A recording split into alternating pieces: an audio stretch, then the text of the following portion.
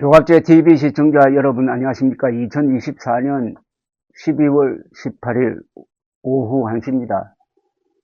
비상한 상황을 설명할 때는 비상한 단어가 필요합니다.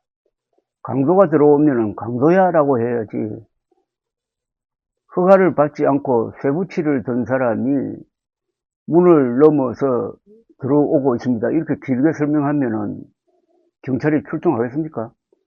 불이 났으면 불이야 라고 해야지, 화염과 연기가 서서히 번지고 있습니다. 이렇게 장황하게 설명하면 어찌 않습니까?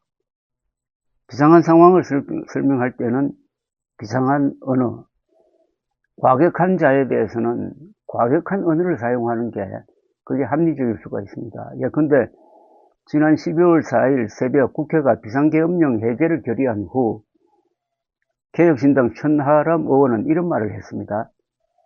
미치광이 윤석열이 계엄령 해제에 지체하면은 우리 군이 내란죄로 체포해야 한다.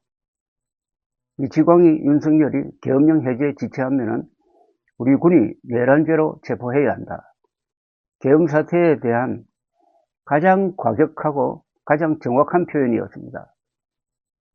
윤석열 대통령이 왜 군대를 동원하여 국회와 중앙선관위를 정보했느냐에 대하여 복잡하게 설명할수록 본질에서 벗어납니다. 그는 미쳤습니다. 고상하게 설명하면 정신상태 운운 이렇게 되는데, 미쳤다는 말 이상의 적확한 표현은 없습니다. 민주당의 횡포에 대응할 수단이 많았음에도 적군에나 쓸 최후의 수단을 동원한 것이 미쳤다는 증거입니다. 빈대 잡기 위하여 초가삼관을 태우는 사람은 판단을 잘못한 게 아니라 미친 겁니다. 정관이 전산 시스템이 해킹 위험에 노출되어 있다고 오판해가지고 이를 점검하기 위하여 계엄군 300명을 국회보다 먼저 보낸 사람은 이건 비정상이 아니라 미친 겁니다. 이웃집의 부부싸움을 말리는 방법은 여러 가지가 있는데도 계엄령을 펴는 사람은 과격한 것이 아니라 미친 겁니다.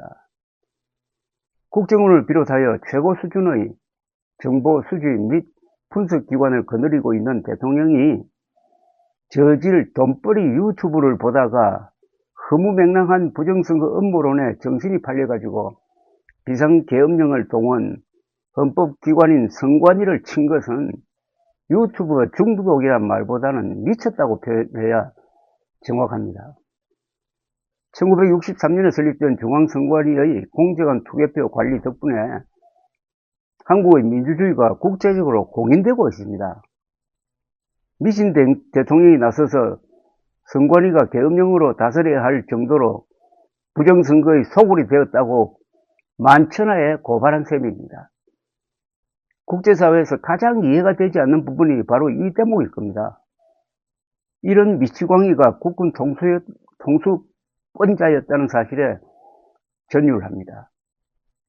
이번 계엄령 선포는 민주당에 대한 감정보다는 계엄령으로 부정선거를 밝혀내겠다는 망상이 더 큰 동기였던 것으로 보입니다. 홧김 계엄령인 줄 알았더니 가만보니까 이게 망상 계엄령, 즉 미치광이 짓이었습니다. 이런 미치광이 짓에 가장 신속하게 대응하여 6시간 만에 진압한 1등 공신은 한동훈 전 국민의힘 대표입니다. 그는 이재명 대표보다 먼저 불법이다, 국민과 함께 맞겠다, 공정은 불법의 동조 부역 말라는 메시지를 발표해가지고 국민들에게 오늘 밤중으로 수습이 되겠구나 하는 안도감을 선물했습니다.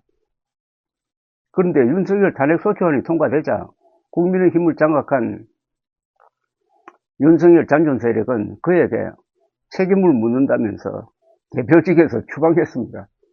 내란 우두머리 혐의자를 비호하고 애국자를 핍박함으로써 국힘당은 공당으로서의 존재 이유를 상실하고 패거리, 내란 비호당, 부정선거 음모당으로 전락했습니다. 그것도 조기 대선 가능성을 눈앞에 두고 명백하고 현존하는 미치광이 역적 대통령을 제명도 할 줄 모르는 국힘당은 이적단체의 길을 걸어가고 있습니다. 썩은 새끼줄을 잡고 인수봉으로 오르려 합니다. 미치광이를 끼고 도는 집단도 미치광이입니다. 그것도 곱게 미친 것이 아니라 더럽게 미친 겁니다. 천영우 전 외교안보수석은 자신의 페이스북에 이런 국민의 힘을 국민의 적이라고 표현했습니다. 국민의 힘이 국민의 짐으로 가더니 이제는 국민의 적이 되려고 합니다. 이럴 때마다 그러면 이재명 대통령 만들겠다는 말이냐 하는 이런 말이 나옵니다. 그런 사람들에게 이렇게 물어야 됩니다. 이재명 집권을 저지하는 것보다는 무너진 헌법 질서와 민주주의를 지키는 게 훨씬 더 중요하다. 이게 바로 보수 정신이다. 이렇게 답을 해야 됩니다. 감사합니다.